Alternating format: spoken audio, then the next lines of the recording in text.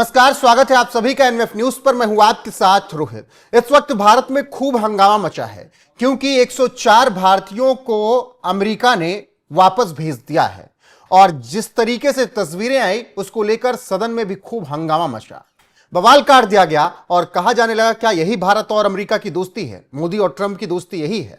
लेकिन इस सियासत से अलग अगर सही नजरिए से सोचें तो ट्रंप ने भारत को रास्ता दिखाया है कि घुसपैठियों के खिलाफ, अवैध अप्रवासियों के खिलाफ एक्शन किस तरीके से लिया जाता है। भारत में करोड़ों अवैध रोहिंग्या रह रहे हैं और डेमोग्राफी चेंज भारत के लिए कितना बड़ा खतरा है, इस पर हम लगातार कई सालों से इसी प्लेटफॉर्म पर चर्चा भी करते आए हैं। तो क्या ट्रंप ने मोदी को एक रास्ता सुझा दिया कि अवैध रोहिंग्याओं या अवैध शरणार्थियों या अवैध तरीके से प्रवासियों से निपटा कैसे जाना चाहिए? मेरे साथ इस वक्त वरिष्ठ पत्रकार पंकज प्रसून हैं, उनसे इस विषय पर विस्तार से चर्चा करेंगे। पंकज जी, खूब बात हो गई, 104 भारतीय आ गए, सदन से लेकर सड़क तक हंगामा शुरू हो गया, विपक्षी विरोध प्रदर्शन करने लगे, सरकार भी कुछ ना कुछ कर ही रही है। लेकिन उससे इतर क्या वाकई ट्रंप ने मोदी को, भारत सरकार को, एस जयशंकर को एक रास्ता दे दिया कि अवैध रोहिंग्याओं या अवैध घुसपैठियों से इस तरीके से निपटा जाना चाहिए? देखिए रोहित, सबसे पहली बात कि अमेरिका में 12 लाख के करीब भारतीय रहते हैं। उन्होंने 19,000 ऐसे लोगों की पहचान की है जो कि अवैध रूप से रह रहे हैं। उसमें से सिर्फ 1,000 लोगों को भेजा है और ये रेगुलर वापस इस तरह डिपोर्ट करते रहे हैं। सिर्फ ऐसा नहीं है कि सिर्फ इस साल भेजा है, अभी भेजा है, लगातार पिछले साल शायद 700 कुछ लोगों को वापस भेजा था, उसका मैं आंकड़े आपको दे दूंगा। तो ये कंटिन्यूअस प्रोसेस है, इसमें कुछ भी नया नहीं है। ठीक। और जब भी वो भेजते हैं तो हैंडकफ ही भेजते हैं। ये इंटरनेशनल डिपोर्टेशन लॉ है कि जब भी आप यूरोप के देश से आएंगे, अमेरिका के देश से आएंगे, जब आप अवैध तरीके से वहां या फिर किसी क्राइम वाली एक्टिविटी में पकड़े जाएंगे, जब आपको भेजा जाएगा तो इसी तरह से भेजा जाएगा। ठीक। तीसरी बात जो विपक्ष कह रहा है कि सेना के विमान से क्यों भेजा, क्या चाहते थे कि बिजनेस क्लास सूट का टिकट कटा के भेजें या बैंड बाजा लेके भेजें? वो तो अच्छा है कि उनको हैंडकफ करके सीधे उठा के यहां पे अमृतसर भेज दिया। नहीं अगर भेजता तो वहां के जेलों में पड़े सड़ते रहते, क्योंकि आप अगर गलत तरीके से आए हैं तो वहां जेल होता है जी। अगर सऊदी में आप पकड़े गए तो जेल में जाएंगे। आपको वापस कर दिया, उसकी सहृदयता है। अब कहानी के दूसरे हिस्से पे आते हैं। ये जो भारत के बोल रहे थे कि अगर आप गैर कानूनी तरीके से किसी भी देश में जाइएगा तो यही करेगा, जो भी मैच्योर्ड कंट्री है। हाँ। हर कोई भारत की तरह धर्मशाला तो है नहीं कि जो भी आया सर उठा के घुसे चले आ रहे हैं। सीमा हैदर 4 बच्चों को लेके आ रही है, कोई बात नहीं, वाह वाह, सब प्यार की कहानियां सुना रहे हैं। फिल्मी बॉलीवुड बहुत बड़ा प्यार था, आ गई। कल को जाके कोई एक बांग्लादेशी आ जाती है, लखनऊ के हाई सोसाइटी में रहती है, वो चली जाती है दुबई भारत के वीजा पासपोर्ट पे। तीसरी जो पता चला सरकारी नौकरी कर रही है। ये ऐसा होता है क्या? दुनिया में किसी देश में ऐसा होता है? इसीलिए तो मैं कह रहा हूं, भारत मेरा को जो सवाल बनाया है, वही मेरा सवाल है कि क्या ट्रंप ने एक रास्ता सुझाया है और ये बताया है कि आप भी अपने यहां इस तरीके से एक्शन लेकर ऐसे हाथ पैर बांधिए और निकाल फेंकिए अपने बॉर्डर से जो जहां का है? निकालना चाहिए, निकालना चाहिए। दुनिया में कोई नहीं रोकेगा भाई, ये आप खुद परेशान हो। दुनिया के किसी देश को इससे मतलब नहीं है कि आप अपने यहां इलीगल आने वाले लोगों को कैसे उठा उठा के फेंकते हो। आपने अपनी राजनीति के कारण, आपने अपने वोट बैंक के कारण उनको पाल के रखा है। भारत दुनिया का इकलौता ऐसा मुल्क है जहां अवैध घुसपैठियों को आधार कार्ड और वोटर कार्ड बना के दिया जाता है। बाकी सब जगह जूते मारे जाते हैं। वही तो, 17 से ज्यादा राज्यों में अवैध घुसपैठिए, 1.5 करोड़ संख्या बताई जाती है, लेकिन इसको दोगुना तिगुना आप कर सकते हैं। कश्मीर से कन्याकुमारी तक अवैध घुसपैठिए। अवैध घुसपैठियों से डेमोग्राफी चेंज में कितना हुआ है डेमोग्राफी चेंज, वो आपको पता है। आप तो उसी राज्य से आते हैं जहां पर कि हर दिन बदलाव दिख रहा है, झारखंड में।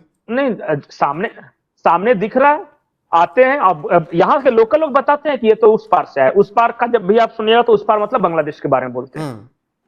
शादियां कर रखी है, बच्चे पैदा कर रहे हैं, सरकारी जमीनों पे बना के रखा है। अब देखिए, एक अंधा जब लोकल बता सकता है कि ये फलाना बांग्लादेशी है, तो क्या भारत सरकार को नहीं पता हो चलेगा? या लोकल प्रशासन को पता नहीं है?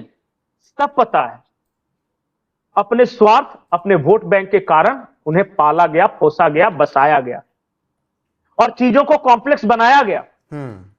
कैसे पहचान करेंगे कि बांग्लादेशी है या रोहिंग्या है, कैसे पहचान करेंगे कि वो शरणार्थी है या अवैध घुसपैठिया है, दोनों में फर्क है। शरणार्थी जो शरण लेता है, बहुत सारे लोग इस तरह की झूठी दलील देते हैं कि शेख हसीना को कैसे रख लिया, या फिर तस्लीमा नसरीन को कैसे रख लिया। आते हैं अवैध तरीके से, आते हैं, बाद में शरणार्थी बन जाते हैं।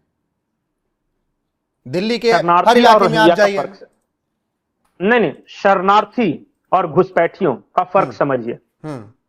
शरणार्थी है जिसने आपके यहां लीगल शरण लिया है, जैसे चकमा शरणार्थी है, युद्ध के दौरान आए, 1971-72 के युद्ध के दौरान या आजादी के समय, बंटवारे के समय आए, वो शरणार्थी हैं। लेकिन जो पैसे खिलाकर बाढ़ काट के घुस के आए वो घुसपैठिए।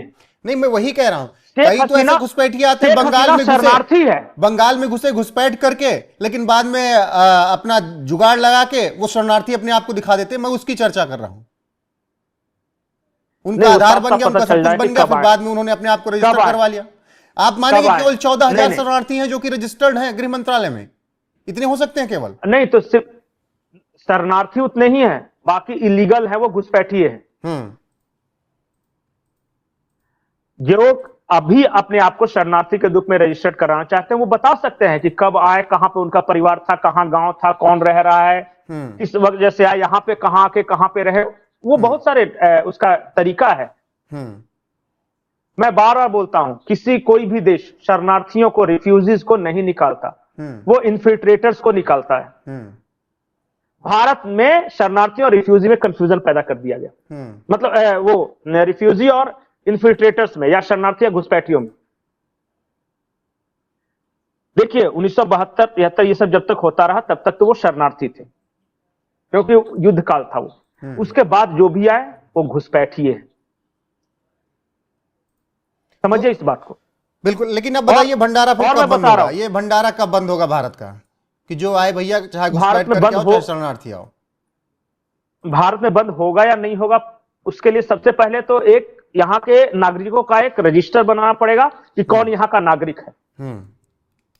तो वही है NRC, national register for citizens, जिसका ये विरोध कर रहे थे शाहीन बाग में बैठ के। एनआरसी,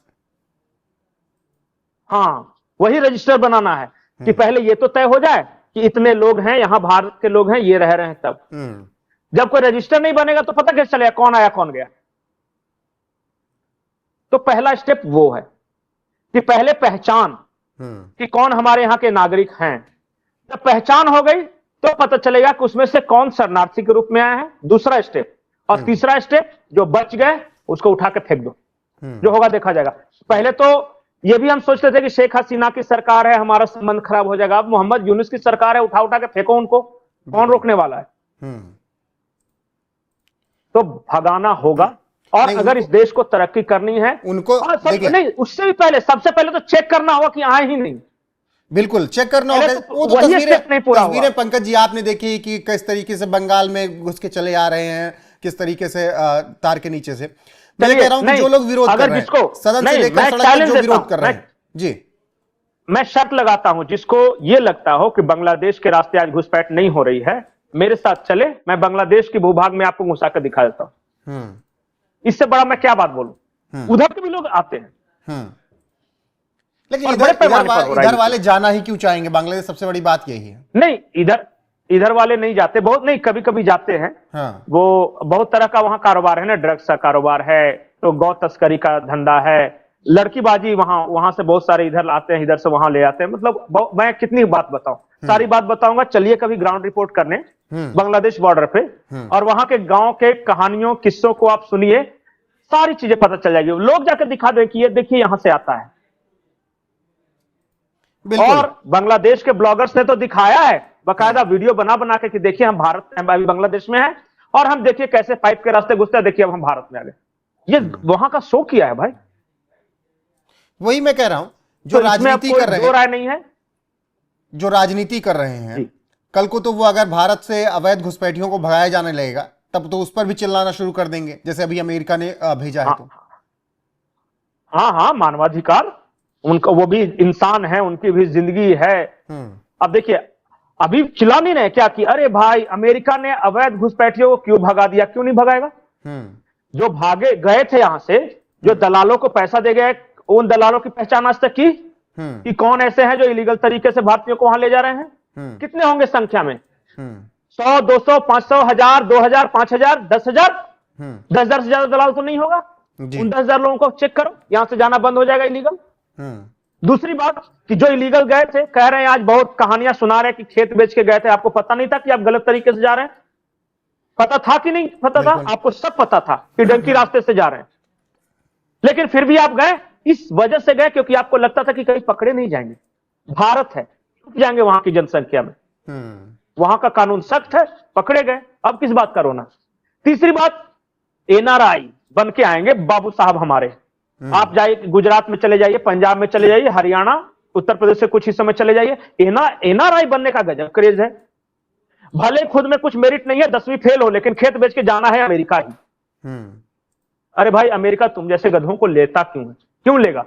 अब तो तुम क्या करोगे? दलालों को पैसे खिलाओगे और गांव वालों को, घर वालों को ये बोलो कि वहां मैकेनिक का काम कर लेंगे, घर में झाड़ू पोछा कर लेंगे, लेकिन कहलाएंगे तो एनआरआई ना, मिलेंगे तो डॉलर में। तो उस लालच में जाते हैं। जब आप गए लालच में, कल तक तो बड़ा के यहां जलवा बिखेरते थे कि अमेरिकी नागरिक है, एनआरआई है, और आज जब उठा के फेंक दिया अपने देश से तो कह रहे हैं हाय हाय मेरे साथ ये गलत हो गया। समझिए, सब कुछ जानबूझ के गया था। हर जाने वाले को यह पता था कि वो गलत तरीके से जा रहा है। हर ने दलालों को पैसे खिलाए हैं। वो देश का नागरिक, कनाडा के रास्ते से निकल गए। आप कनाडा के रास्ते जाते हैं, 3-4 रास्ते हैं, कोलंबिया के रास्ते भी, मैक्सिको वाला रूट से भी कोई पकड़ के जाते हैं। अलग अलग 3-4 रास्ते हैं अमेरिका में घुसने के, और उसमें बीच में जंगल पड़ता है, वो बर्फीला रेगिस्तान पड़ता है, जाते हैं। कनाडा में चलिए। अब तो भले ही जब ट्रंप आए हैं तो थोड़ा सा वहां पे विजिलेंस बढ़ा दिया गया है। हर किसी को अमेरिकन नागरिक बनना है। क्यों? क्योंकि अमेरिका में जाएंगे तो अमेरिका अमीर देश है और हम डॉलर में कमाएंगे, और यहां आएंगे तो लड़कियां बड़ी अच्छी मिलेगी एनआरआई को। पता नहीं है कि ये दलाल को पैसे देके गया है। और ये सच्चाई है। इस देश के लोगों को इस बात को समझना चाहिए। डिपोर्ट करेगा, करता था, करता है और करता रहेगा। वही मैं कह रहा हूं, अमेरिका तो करता रहेगा, अमेरिका तो करता रहेगा, और वो कर भी रहा है। भारत के भी इतने लोगों को भेज दिया। ये भारत कब करना शुरू करेगा? यही तो सबसे बड़ा सवाल है। अब तो देख ले कि अमेरिका किस तरीके से काम कर रहा है। नहीं, अमेरिका या कोई भी डेवलप्ड कंट्रीज किस तरीके से काम कर रहा है?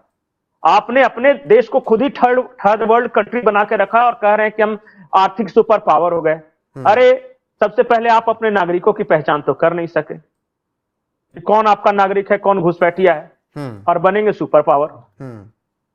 कल को जाके कोई 4 पॉलिटिशियन उठ के खड़ा होकर मंच पे कहता है कि कोई जो भी बांग्लादेशी है, आओ मैं तुम्हारा दस्तावेज बनवा के दूंगा, आप उस पर तो कार्रवाई कर नहीं सके। टीएमसी का नेता बनकर गई बांग्लादेशी जी। आपने अपने देश को धर्मशाला बना के रखा है, और दुनिया को आप ये नहीं कह सकते कि तुम भी अपने देश को इसी तरह धर्मशाला बना के रखो। अगर ये करना ही होता तो फिर काहे का देश, काहे का बॉर्डर बनता? बिल्कुल पंकज जी, देखिए, आप अपनी कमजोरी का दोष दूसरों पर नहीं दे सकते। बिल्कुल। और जो अवैध तरीके से गए थे उन्हें डिपोर्ट किया जा रहा है। उसके बाद सवाल यह है कि उस पर राजनीति करने के बजाय उस तरीके से एक्शन भारत किस तरीके से ले, इस पर विचार किया जाना चाहिए। जो करोड़ों रोहिंग्या जो घुसपैठिए यहां पर बैठे हैं, भारत का खा रहे हैं, भारत के खिलाफ ही साजिश रच रहे हैं, उनका हाथ पैर बांधकर कैसे वापस किया जाए, इस पर विचार होना चाहिए। ना केवल सरकार बल्कि पूरा विपक्ष बैठे और हर एक पार्टी बैठे। जी पंकज जी, आखिरी पॉइंट में बोलता हूं जी। सरकार कहती है पहचान नहीं हो पाई। मैं बोलता हूं बिल्कुल सही बात, मैं मान लिया। 1 की पहचान हुई, 2 की हुई होगी, 5 की हुई होगी, 10 की होगी। अगर किसी की नहीं हुई तो सीमा हैदर की तो हुई है जी। 1 को तो आप भगा के दिखाओ तो मान जाए कि आप मर्द वाली सरकार हो। आप बना रहे हो मिला के बेवकूफ। आप भी अपने वोट बैंक की राजनीति कर रहे हो। बिल्कुल, एक दूसरे पर आज तक एक इंसान को नहीं डिपोर्ट किया यार। हाँ, माहौल तो ऐसा बनता है एनआरसी आ जाएगा तो सब गायब भी कर दूंगा। कुछ नहीं करूंगा, ये सब राजनीति तमाम सवाल हैं, और अभी भी अगर सवालों के जवाब नहीं मिल रहे हैं तो आप 104 भारतीय जो प्लेन में भर के आए उनकी तरफ देखिए, जवाब वही है।